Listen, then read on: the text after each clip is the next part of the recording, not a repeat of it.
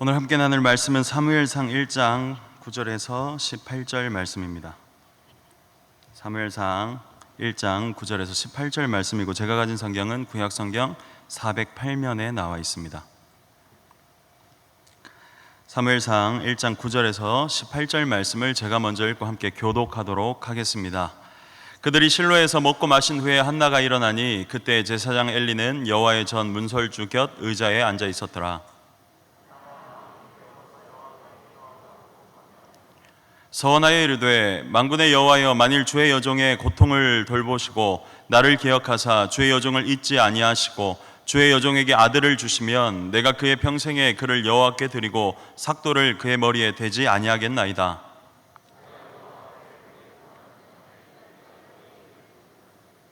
한나가 속으로 말하매 입술만 움직이고 음성은 들리지 아니하므로 엘리는 그가 취한 줄로 생각한지라.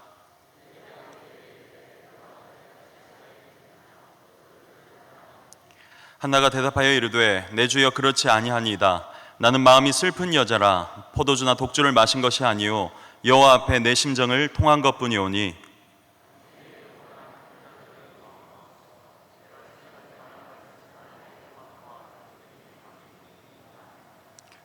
엘리가 대답하여 이르되, 평안히 가라. 이스라엘의 하나님이 내가 기도하여 구한 것을 허락하시기를 원하노라 하니, 이르되 당신의 여종이 당신께 은혜 입기를 원하나이다 하고 가서 먹고 얼굴에 다시는 근심빛이 없더라. 아멘. 오늘은 괴로움과 답답함에 대처하는 방법, 괴로움과 답답함에 대처하는 방법이라는 제목으로 함께 말씀을 나누도록 하겠습니다. 먼저 기사를 하나 보았으면 좋겠습니다. 요 근래 접한 기사입니다. 제목 한번 볼까요? 한국 코로나19로 우울증 발생률 OECD 1위. 그 옆에 그게 더 중요한 것 같습니다. 치료율은 최저. 조금 내려주시고요. 조금 더 확대해 주시면, 이 코로나가 전 세계적으로 2020년도 기준이겠죠. 이제 얼마 전에 발표난 거니까 전 세계적으로 2배가 더 넘게 2019년 대비 2020년에 각 나라마다 우울증 증가율이 2배가 넘었다고 합니다. 그런데 그 중에 글자가 안 보여도 상관없습니다. 저 제일 높은 꼭대기, 제일 긴 막대기가 우리나라 막대기입니다. 2020년 한 해에 36.8%가 우울감을 가지고 있거나 우울증을 앓고 있다라고 응답한 사람의 36.8%가 우리나라의 비율입니다. 거의 10명 중에 4명이란 말입니다. 그냥 쉽게 표현하면 여기 계신 분들 중에 요 오른쪽 분단, 왼쪽이 좀 더 많은 것 같은데요. 네. 어쨌든 이 절반 가까이가 우울함을 가지고 있거나 나는 진짜 우울증입니다라고 대답한 사람이라는 말입니다. 만약에 여기 계신 분들 중에 아무도 그런 감정을 가지고 있지 않다면 우리 교회만큼 다른 교회 성도들도 통째로 우울하다. 쉽게 생각하면 그렇게 생각하시면 되겠습니다.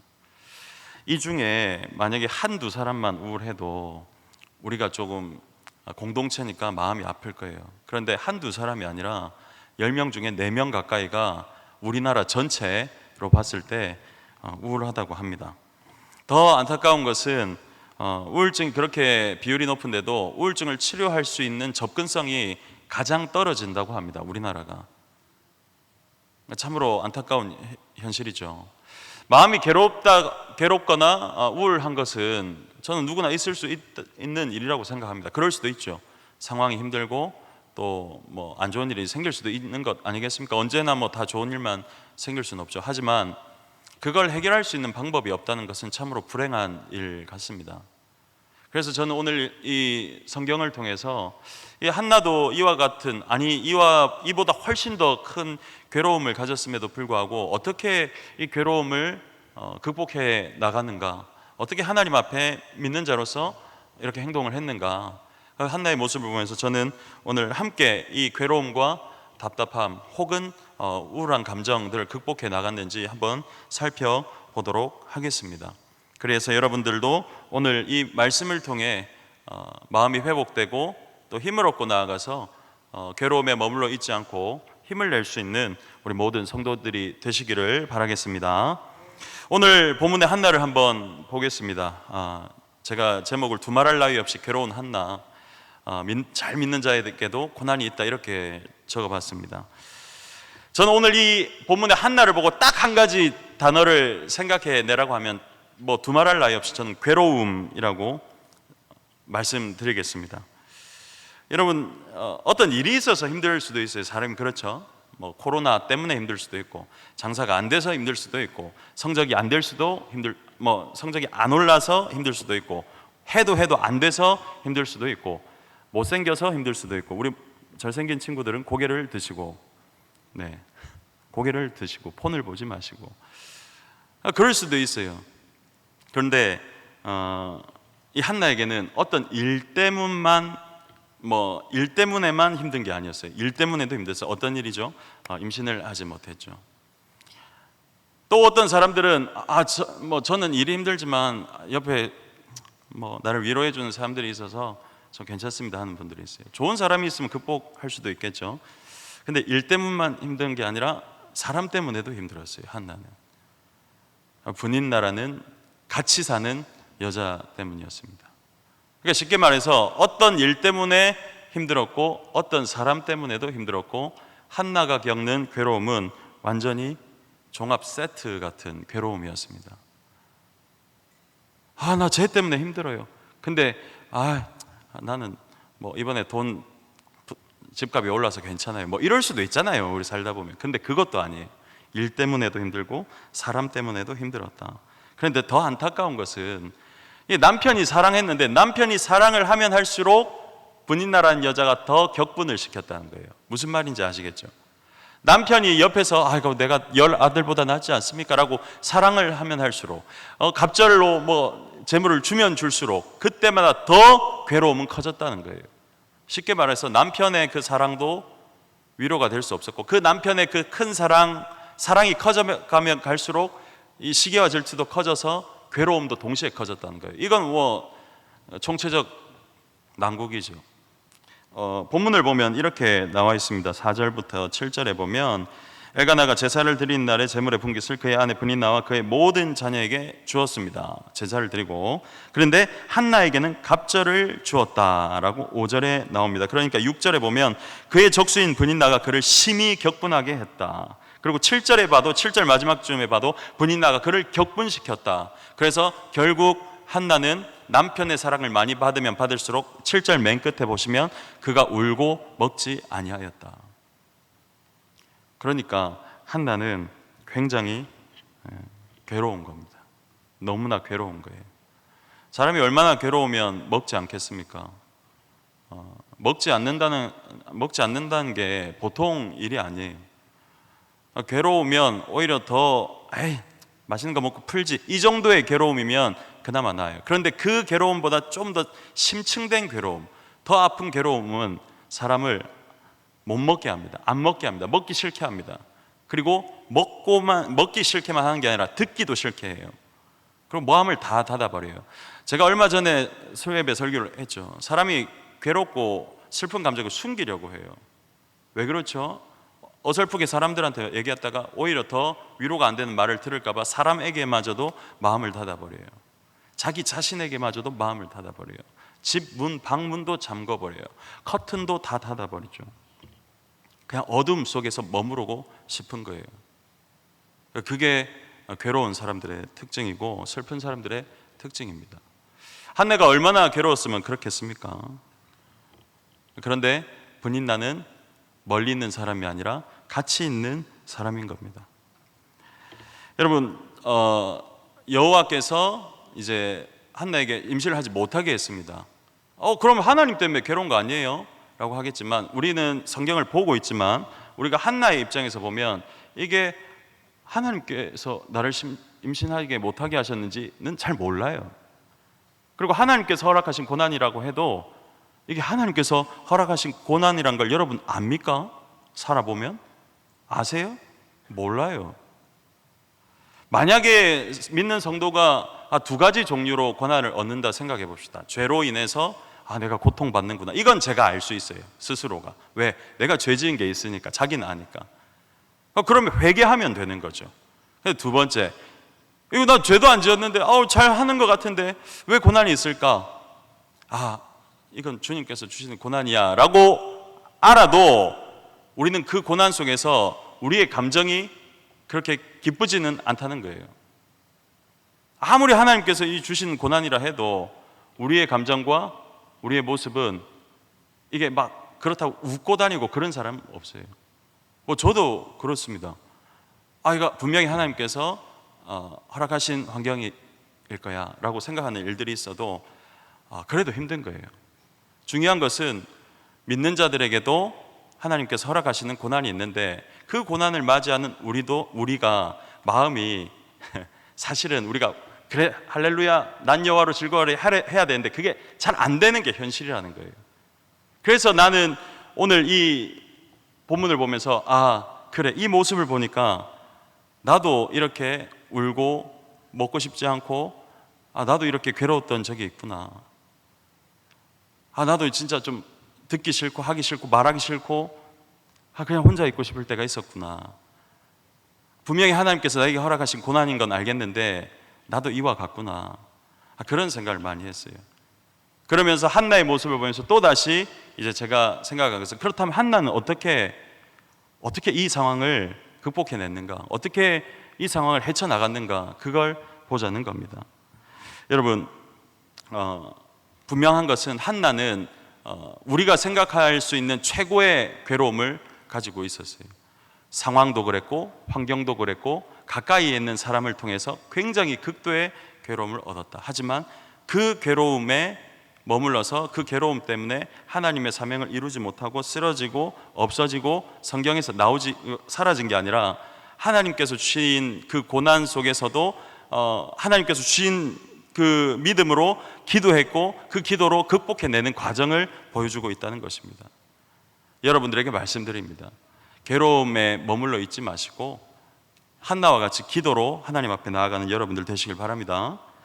그렇다면 제가 이 괴로운 한나의 모습을 보면서 어떻게 우리는 기도해야 되고 언제까지 기도해야 되는가, 저는 그것을 한번 이야기하려고 합니다.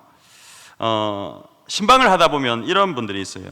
슬럼프를 겪는 분들, 가끔가다 슬럼프를 겪는 분들이 있습니다. 하나님, 목사님, 제가 너무 힘들어서 기도가 잘 안 됩니다. 제가 너무 힘들어서 교회 가기가 싫어요.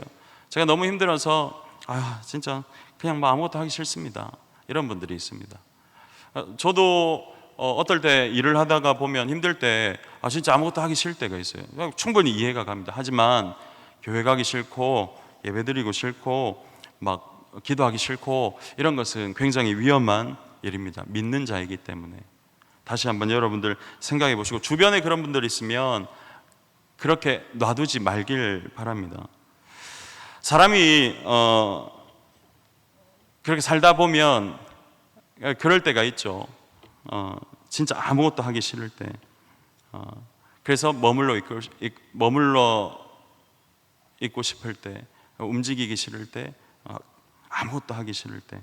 교회만 가기 싫겠습니까? 먹기도 싫고 만나기 싫고 말하기도 싫겠죠.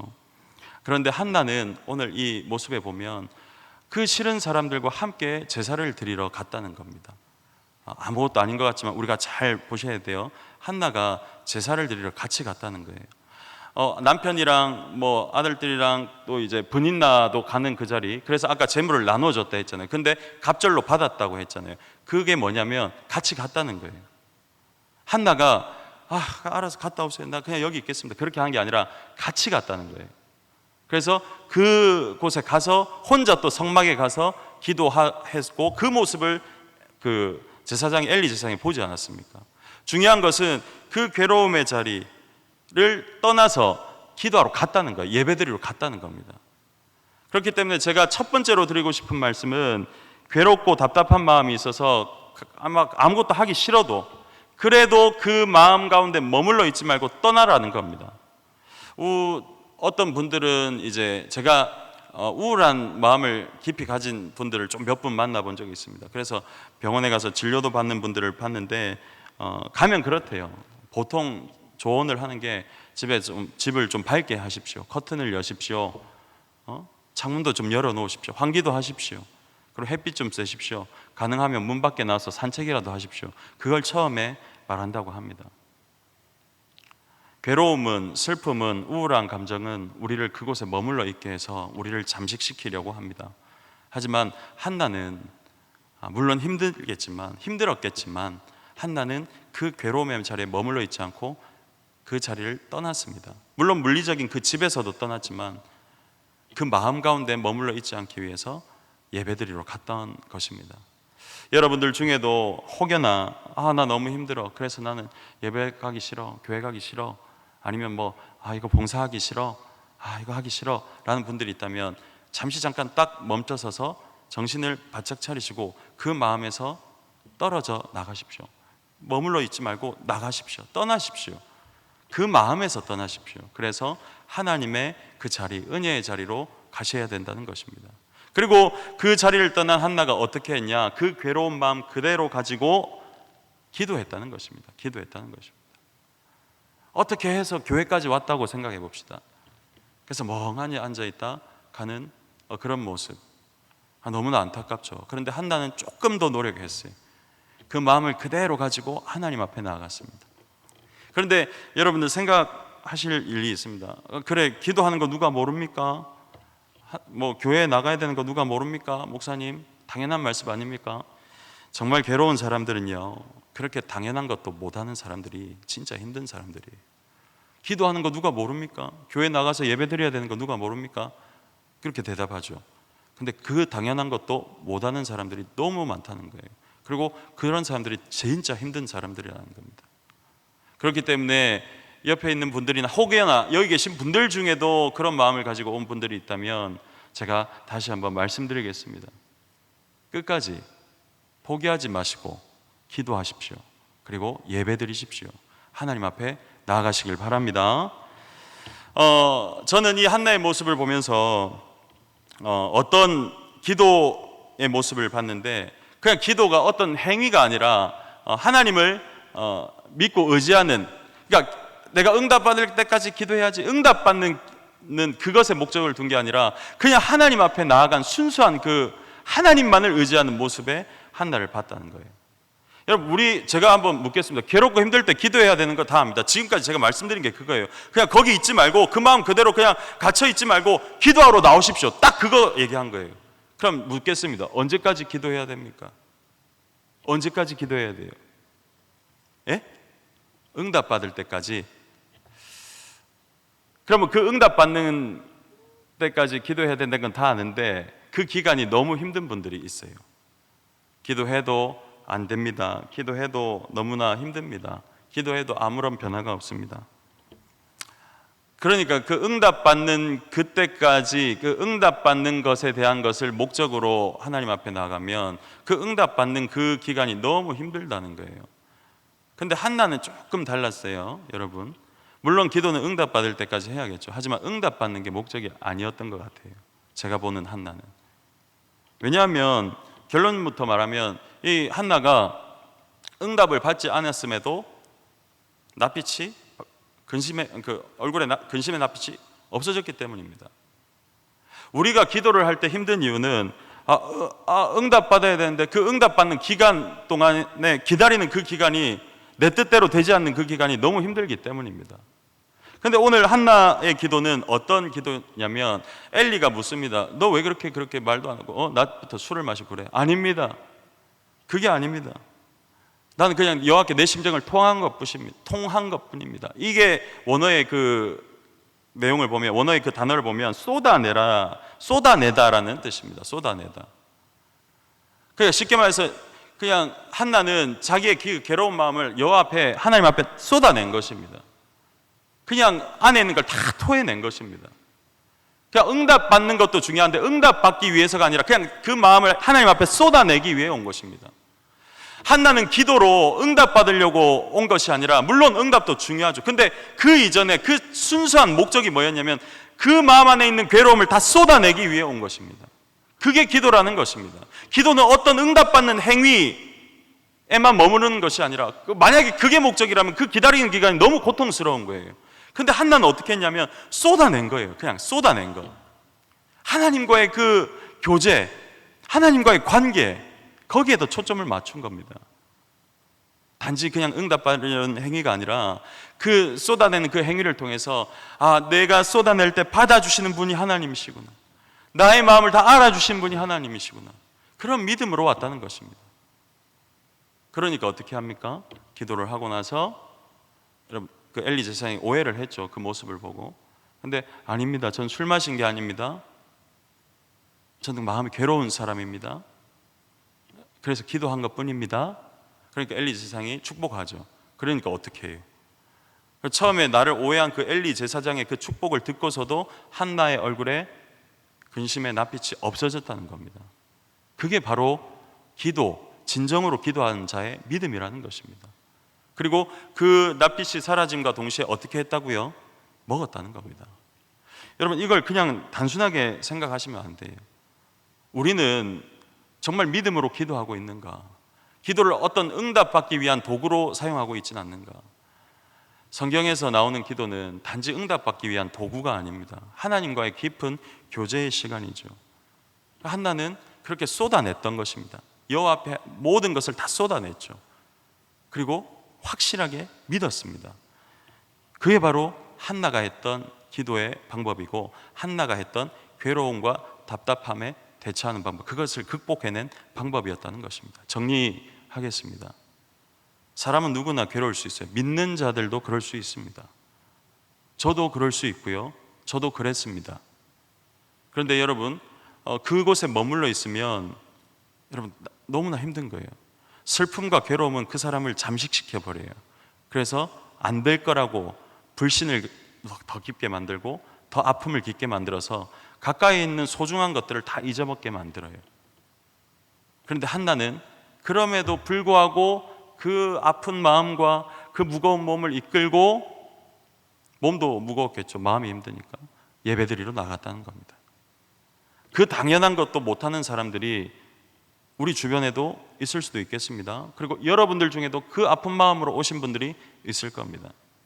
만약에 그런 마음으로 오셨다면 포기하지 마시고 끝까지 하나님 앞에 기도하시길 바랍니다. 그리고 우리가 드리는 기도는 어떤 응답을 위한 기도, 물론 응답이 있어야겠죠. 하지만 응답을 위한 기도가 아니라 하나님 앞에 쏟아내는 기도를 해야 됩니다.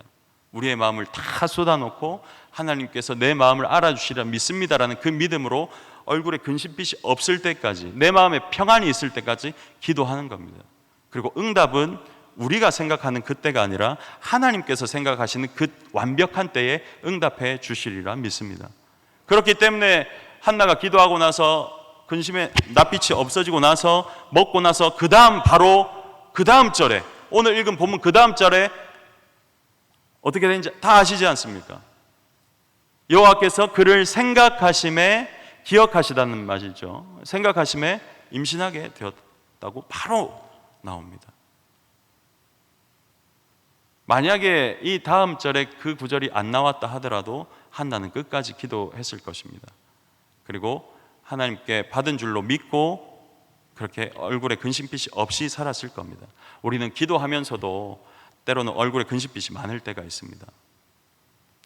여러분, 기도하러 나온 것도 감사하지만, 예배드리러 나온 것도 감사하지만, 여러분, 믿음으로 하나님을 의지하고 구하는 것을 받은 줄로 믿고 평안해질 때까지, 하나님과의 관계가 회복될 때까지 기도하시길 바랍니다. 응답받을 때도 중요하지만 하나님과의 그 깊은 평안의 그 관계, 하나님과의 그 기쁨의 관계가 회복될 때까지 기도하는 믿음의 여러분들 되시길 바랍니다.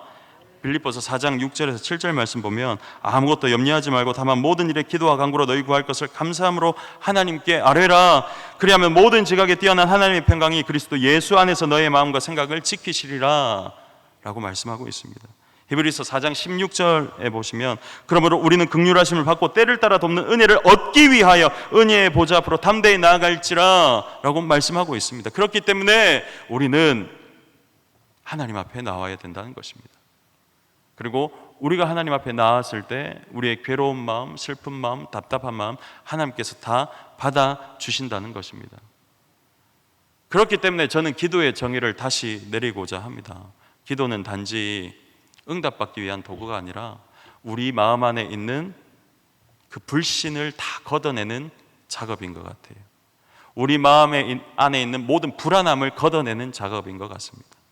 그래서 기도를 통해서 불안함을 거치고 두려움을 거치고 불신을 거쳐서 살아계신 하나님을 만나는 자리가 기도의 자리가 아닌가, 저는 정의를 다시 내려보고 싶습니다.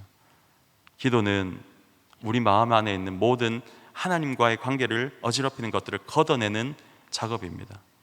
그리고 기도했을 때 응답받지 않았지만 이미 한나는 믿음으로 금신의 납빛을 지우고 먹기 시작했습니다.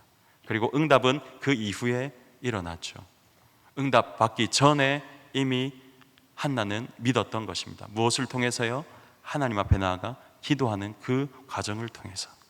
여러분들에게도 한나가 겪었던 그 과정이 동일하게 있었으면 좋겠어요. 그래서 여러분들의 모든 괴로움과 아픔을 하나님 앞에 들고 나아가 기도하심으로 다 걷어내길 바랍니다. 그리고 하나님께서 응답하시는 그날을 기대하는 마음으로 다시 얼굴에 낯빛, 그 근심의 낯빛을 지우고 맛있게 먹고 기쁨으로 사셨으면 좋겠습니다.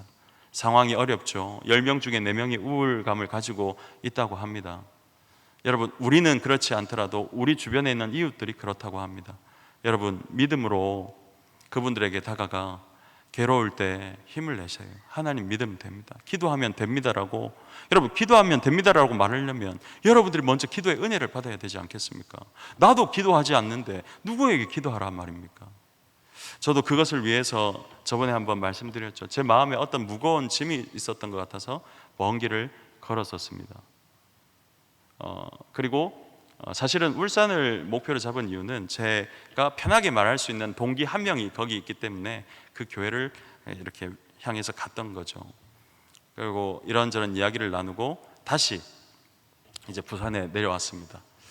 한결 몸도 마음도 가벼워진 것 같았습니다. 그리고 여느 때와 다름없이 새벽기도 운행을 하기 위해서 토요일에 새벽기도 운행을 하기 위해서 금요일에 차를 가지러 가야 되는데 교회까지도 걸어가 볼까 하다가 내가 이렇게 많이 걸었는데 굳이 또 걸을 이유가 있는가 라는 생각에 차를 타고 가기로 해서 버스를 탈까 택시를 탈까 하다가 택시를 한 대 잡아서 우리 집에서 교회까지 택시를 타고 이제 차를 가지러 왔었습니다. 우리 스트렉스를. 근데 그 가는 도중에 그 택시 아저씨가 묻는 거예요.